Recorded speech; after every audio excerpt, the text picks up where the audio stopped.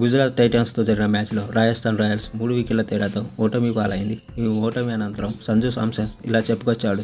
చివరి బంతి కారణంగానే ఓటమి పాలయ్యాం.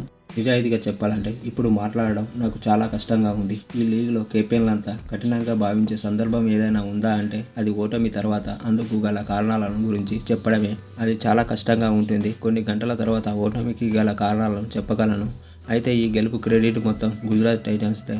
వాళ్ళు బ్యాటింగ్ బౌలింగ్తో పాటు ఫీల్డింగ్ అద్భుతంగా చేశారు. ఈ ఓటమి నుంచి మేము గుణపాఠం నేర్చుకొని ముందుకు సాగుతాం. నేను బ్యాటింగ్ చేసేటప్పుడు 180 పరుగులు కూడా పోరాడే లక్ష్యమని భావించాను. వాస్తవానికి మేము చేసిన 197 రన్స్ గెలవాల్సిన లక్ష్యం. ఏమాత్రం తేమ లేకుండా స్లోగా డ్రైగా ఉన్న ఈ పిచ్పై ఈ లక్ష్యాన్ని ఛేదించడం చాలా కష్టం. మా బౌలింగ్ యూనిట్ సామర్థ్యాల ప్రకారం ఈ లక్ష్యాన్ని మేము డిఫెండింగ్ చేసుకోవాల్సింది. కానీ గుజరాత్ టైటన్స్ అద్భుతంగా బ్యాటింగ్ చేసింది.